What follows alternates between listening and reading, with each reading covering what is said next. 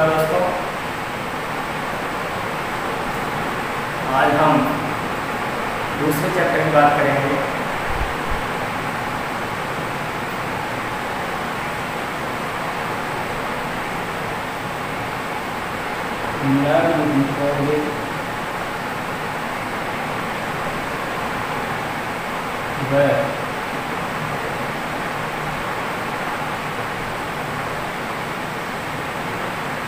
मादा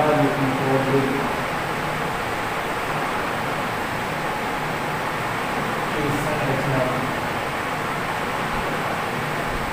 व विकास। इसमें पहला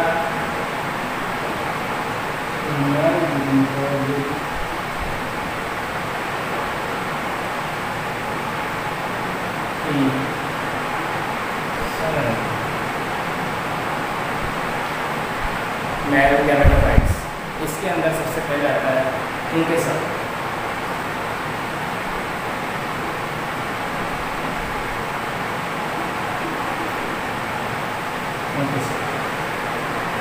तो हम देखेंगे कि पुंकेसर क्या होता है। पुंकेसर एक पादपों का नर जननांग अंग होता है तथा इसे लघु बीजाणु कण भी कहा जाता है। कैसे होता है? नर जननांग पादप क्या होता है? नर जननांग होता है तथा इसको लघु बीजाणु कण भी कहते हैं। लघु बीजाणु कण भी कहते हैं। अब आता है आपके कि पुंकेसर जो है उनको 3 भागों में बांटा गया है। पहला पुंतंतु, दूसरा योजित्तर और तीसरा प्राकोष। हम देखें तो जैसे पुंकेसर जो है, एक पुंकेसर के अंदर जो आपके पास में कौन सा है? पुंतंतु। तो पुंतंतु एक लंबा वृंतनुमा भाग होता है जिसके शीर्ष के ऊपर प्राकोष होता है। ठीक है, जैसे हम देखेंगे, अगर इसका डायग्राम देखते हैं,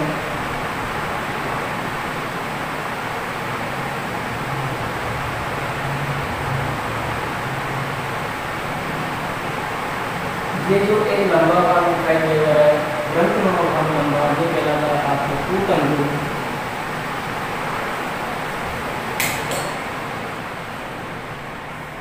ये आपके योजित्तर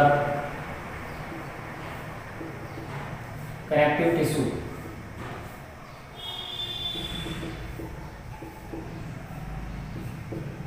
और ये कहलाता है आपके प्राकोष।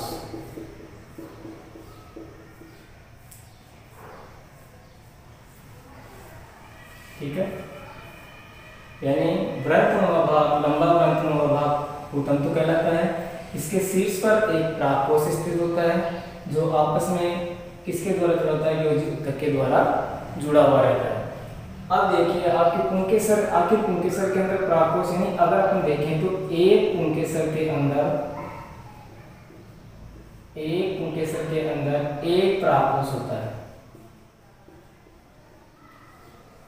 अब डायरेक्ट आता है कि एक पुंकेसर का 4 लघु बीजाणुदानियां होती है। तो कैसे होती है अपन देखेंगे, समझेंगे कि एक पुंकेसर के अंदर एक प्राकोष हो गया, एक प्राकोष के अंदर 2 पालियां होती है। जैसे कि आपको दिख रहा है, एक प्राकोष हो गया, इसके अंदर वेब 1 और 2 पालियां होती है। तो एक प्राकोष के अंदर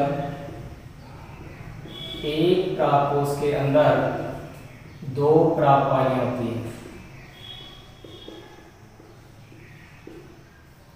एक पाली के अंदर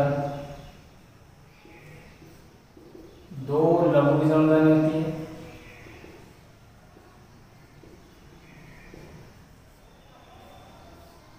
तो 2 पाली के अंदर 4 लघु बीजाणुदानी होती है।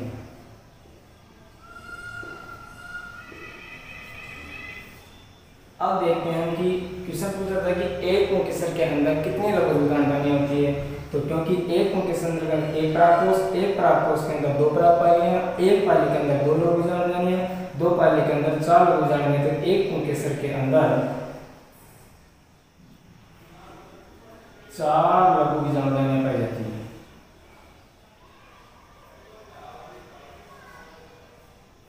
4 देखिए आप, आखिर ये बन तो गई लघु बीजाणु धनिया, लेकिन काम क्या आती है, तो ये परागकणों के विकास में क्या करती है, सहायक होती है, यानी परागकणों का विकास करती है। परागकणों के विकास में सहायक होती है। कौन होती है, लघु बीजाणु धनिया। लघु बीजाणु धनिया क्या काम है कि परागकणों के विकास में सहायक होती है। अब देखिए आप कि इसके अंदर एक अपवाद होता है, वो होता है मालवेसी कुल के अंदर। आपने 11th में पढ़ा है कि मालवेसी कुल के अंदर कौन कौन से पादप पाते हैं, तो जैसे कौन से प्लॉट, गुड़हल हुआ, कपास हुआ, है ना, तो ये किस में आते हैं, मालवेसी में। अब मालवेसी के अंदर अपवाद है, मालवेसी क्या होता है, एक पालित होता है। मालवेसी क्या होता है, एक पालित होता है। अब बताइए आप, अगर एक पालित है तो कितनी लघु बीजाणु धनिया पाई जाएगी, तो इसमें पाई जाएगी 2 लघु बीजाणु धनिया, 2 लघु बीजाणु धनिया। ठीक है, यहाँ तक वापस देखिए आप एक बार। नर गुणों स्ट्रक्चर के अंदर पहला अध्ययन करेंगे हम पुंकेसर का। तो पुंकेसर एक लंबा वृंतनुमा भाग होता है जिसके शीर्ष पर परागकोश स्थित होता है, जो आपस में किसके द्वारा जुड़ी थी, दोनों पालियां योजयुक्त के द्वारा जुड़ी थी। एक परागकोश, पुंकेसर के अंदर एक परागकोश होता है, एक परागकोश के अंदर 2 पालियां होती है, एक पाली के अंदर 2 लघु बीजाणु धनिया होती है, तो 2 पाली के अंदर 4 लघु बीजाणु धनिया होती है। इसी प्रकार एक पुंकेसर के अंदर 4 लघु बीजाणु धनिया उपस्थित होती है। अब आता है कि लघु बीजाणु धनिया कहाँ काम आती है, तो लघु बीजाणु धनिया जो है परागकणों के विकास में सहायक होती है। दूसरा आता है इसमें अपवाद, तो मालवेसी कुल के जो पादप है वो एक पालित होते हैं, अर्थात एक पाली का मतलब क्या हो गया, उसमें 2 लघु बीजाणु धनिया उपस्थित होती है। यहाँ तक आपका कंप्लीट हुआ। अगर हम इसको पुंकेसर वाला कंप्लीट हो गया आपके। दूसरा देखिए आप, प्रपशु कोशिकाएं।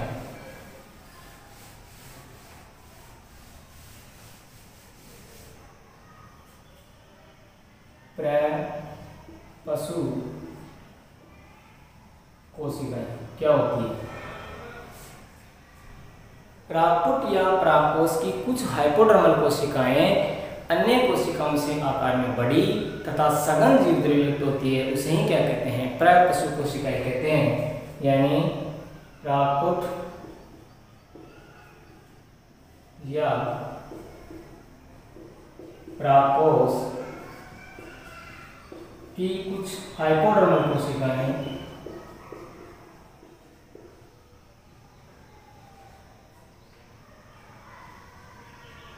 अन्य कोशिकाओं से आकार में बड़ी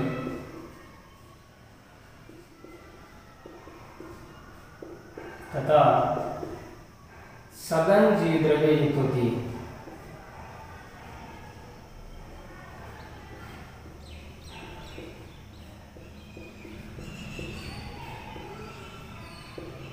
जिन्हें प्रपशु कोशिकाएं कहते हैं। ठीक है, यानी परागपुट या परागकोश की कुछ हाइपोडर्मल कोशिकाएं अन्य कोशिकाओं से आकार में बड़ी तथा सघन जीव द्रव्युक्त होती है, इन्हें प्रपशु कोशिकाएं कहते हैं। प्रपशु कोशिकाएं 2 प्रकार की होती है। पहला है प्राथमिक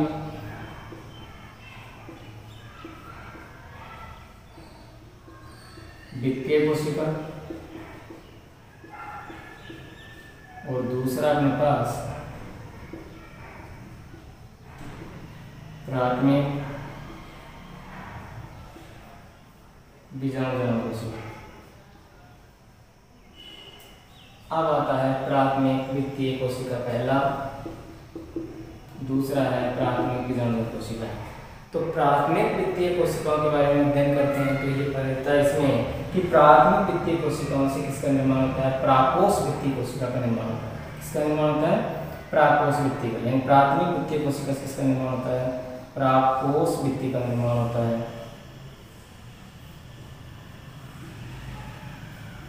जबकि प्राथमिक बीजाणु कोशिका से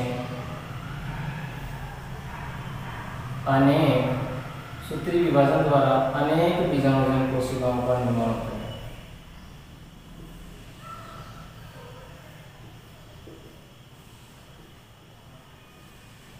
ठीक है यहाँ तक प्राक कोश भित्ति का और अनेक विभाजन कोशिकाओं का। अब हम पढ़ेंगे प्राक कोश का परिवर्धन या डेवलपमेंट।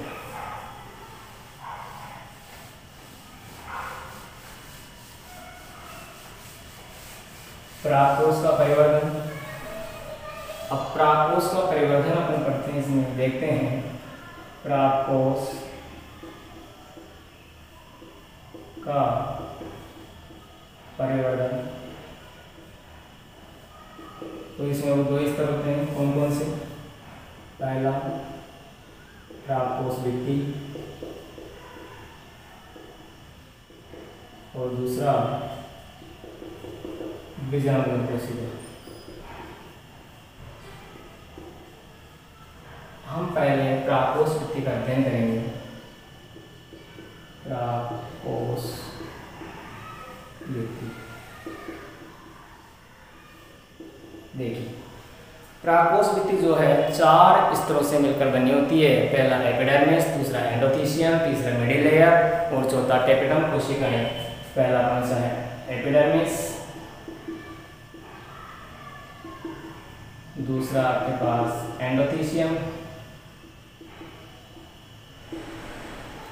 तीसरा है मिडिल लेयर,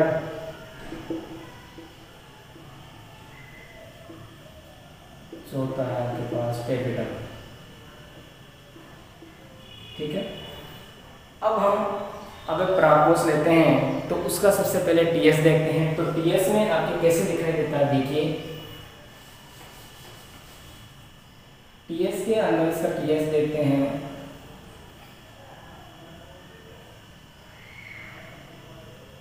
इसमें 3 स्तर पाए जाते हैं टीएस में। सबसे बाहर की ओर एपिडर्मिस,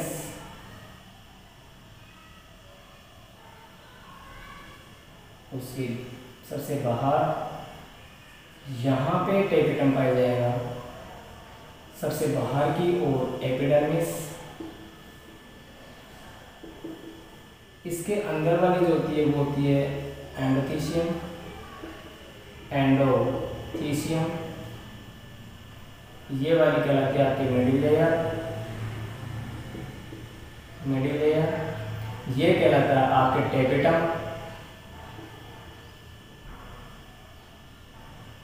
अब देखिए आप, इसके अंदर 4 लघु बीजाणु पाई जाती है।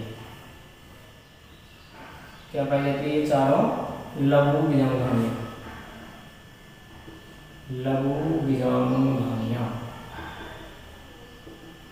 और यहाँ पे पाया जाता है योजित उत्तक या कनेक्टिव टिश्यू।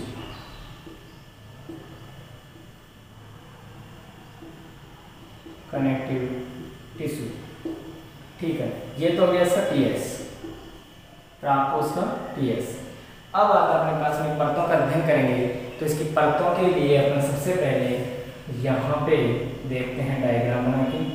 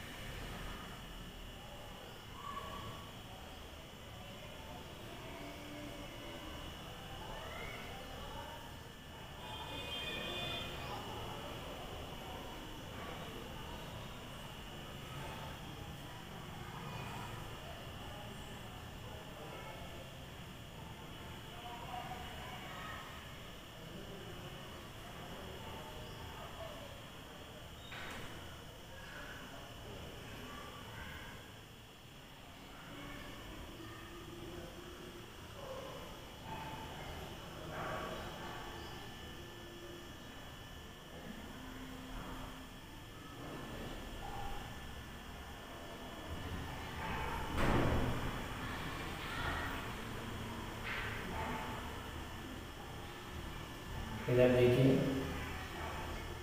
ये सबसे आंतरिक परत होती है टेपिटम। इसके अंदर सघन कोशिका द्रव्य वह स्पष्ट केंद्रक पाया जाता है। सघन कोशिका द्रव्य वह स्पष्ट केंद्रक पाया जाता है। इसके बाद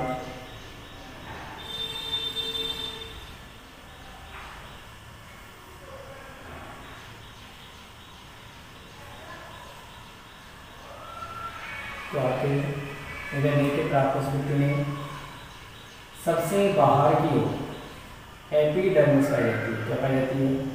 एपिडर्मिस पाई जाती है। ये सबके बाहर है, ये एपिडर्मिस पाई जाती है। और अब देखिए इसकी परतों का अध्ययन कर रहे हैं। सबसे बाहर एपिडर्मिस जो कैसी दिखाई देती है? चपटी दिखाई देती है। कैसी दिखती है ये? चपटी। और क्या काम आती है? कार्य इसका सुरक्षा करना। कार्य क्या इसका? सुरक्षा करना। इसके बाद एपिडर्मिस के नीचे दूसरी परत कहलाती है आपके पास एंडोथीसियम। ये कहलाती है आपकी एंडोथीसियम। ये हो गया आपके एंडोथीसियम।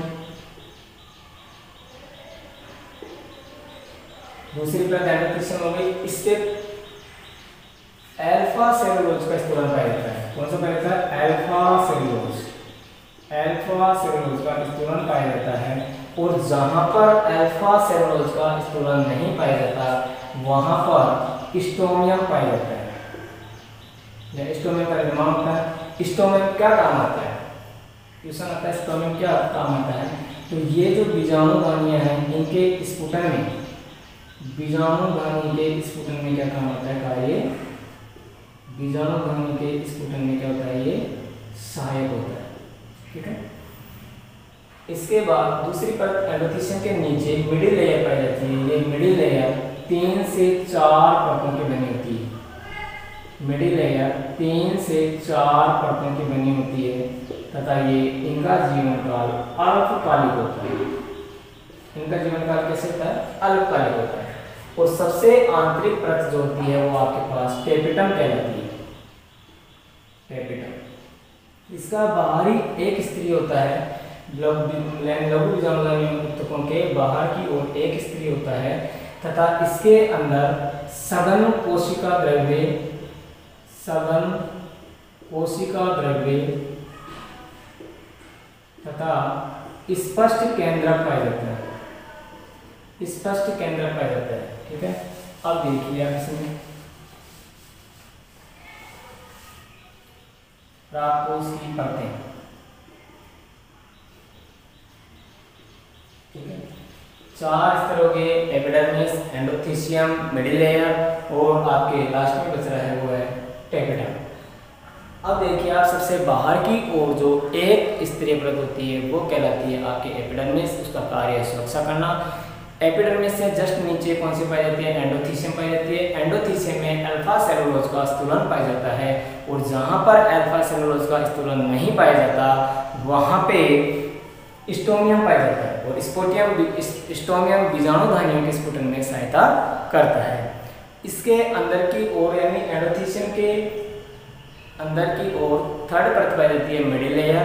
और ये 3 से 4 परतों से मिलकर बनी होती है तथा इनका जीवन काल अल्पकालिक होता है, यानी बहुत कम होता है। और लास्ट में आंतरिक स्तर, इसका सबसे आंतरिक स्तर कौन सा कहलाता है? टेपिटम कहलाता है। टेपिटम एक बीजाणुधानी के बाहर की ओर एक स्त्री परत होती है तथा इसमें सघन कोशिका द्रव्य तथा स्पष्ट केंद्रक पाया जाता है। इसके बाद देखिए टेपिटम कोशिकाओं में, टेपिटम कोशिकाओं में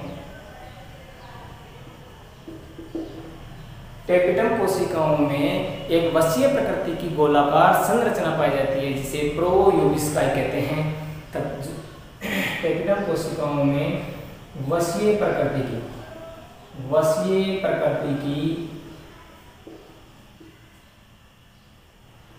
गोलाकार संरचना पाई जाती है। वसीय प्रकृति की गोलाकार संरचना पाई जाती है जिसे प्रोयूबिस काई कहते हैं। इसके अंदर स्पोरोपोलेनिन पदार्थ के जमाव से, कौन सा पदार्थ?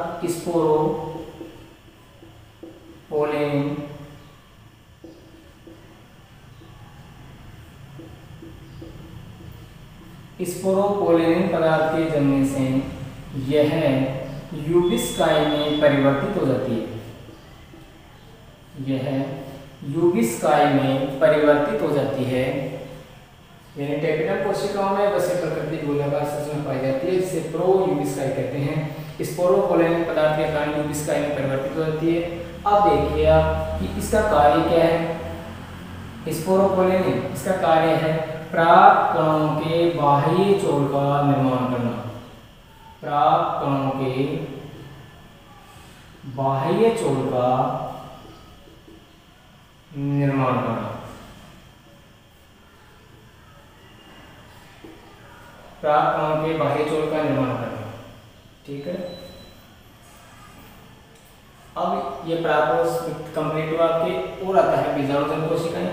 बीजाणुजन कोशिका में क्या है कि एक इनमें क्या होता है, अर्धसूत्री विभाजन द्वारा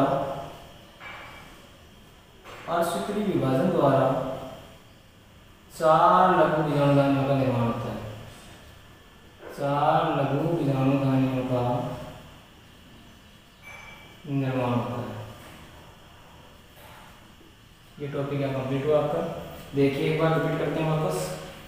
सबसे पहले पुंकेसर एक लंबा वृत्तनुमा भाग होता है, जिसके शीर्ष पर प्राकोष स्थित होता है। प्राकोष में 2 पालियां स्थित होती है, जो आपस में किसके द्वारा होती है? यौगिक के द्वारा जुड़ी होती है। एक पुंकेसर के अंदर एक प्राकोष के अंदर 2 पालियां होती है। एक पाली के अंदर 2 लघु बीजाणुधानी, तो एक पुंकेसर के अंदर कुछ 4 लघु बीजाणुधानियां होती है। वो लघु बीजाणुधानी का कार्य है, लघु बीजाणुधानी क्या काम करती है कि वो परागकणों के विकास में सहायक होती है। दूसरा देखिए, पुंकेसर हो गया। पुंकेसर के बाद में प्रपुष्य कोशिकाएं आई थी, यानी प्रपुष्य कोशिकाएं किसे कहते हैं?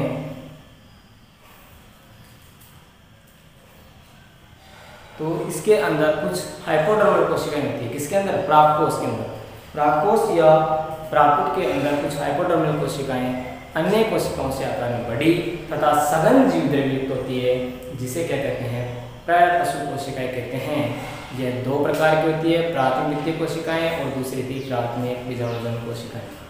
ठीक है, तो प्राथमिक वित्तीय कोशिकाएं प्राकोष का निर्माण करती है, जबकि बीजाणुजन कोशिकाएं सूत्री विभाजन द्वारा अनेक बीजाणुजन कोशिकाओं का निर्माण करती है।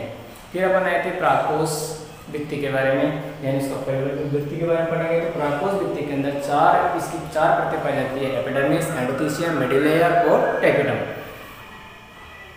अगर अपन इसकी टीएस देखते हैं, टीएस के अंदर 4 हुई थी, इधर 4 बीजाणुएं पाई गई थी और एक योजित था और तीनों परतें थी आपकी। उसके बाद इसकी परतों का अध्ययन करते हैं, तो डायग्राम देखिए। सबसे बाहर की ओर एपिडर्मिस पाई जाती है, जो कैसी दिखाई दे रही है? चपटी दिखाई दे रही है, और इसका कार्य था सुरक्षा करना।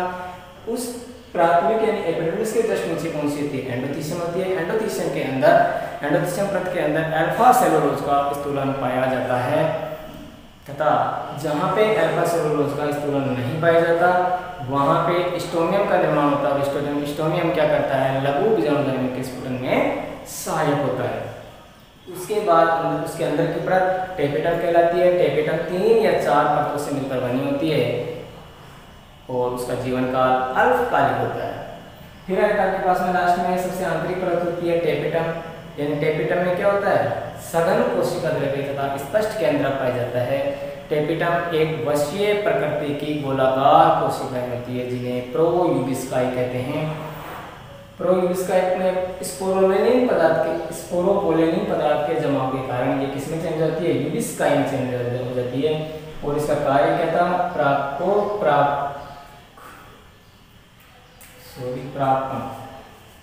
प्राक्कण के बाह्य चोल का निर्माण करना। और इसके अंदर एक चीज और, इसके अंदर है कि अगर हम टेपिटम को देखते हैं, तो टेपिटम विकास के आधार पर इसकी 2 प्रकार की परतें पाई जाती है। एक ग्रंथिल कोशिकाएं और दूसरी है अमीलीय कोशिकाएं। ठीक है, इसके बाद बीजाणुजन कोशिकाएं आती है, यानी अर्धसूत्री विभाजन द्वारा 4 लघु बीजाणु जाने में क्या हो जाता है, परिवर्तित होता है, इसका निर्माण होता है। ठीक है दोस्तों, सभी प्रिय दोस्तों, आप चैनल को लाइक करें, सब्सक्राइब करें एंड शेयर करें। Thank you.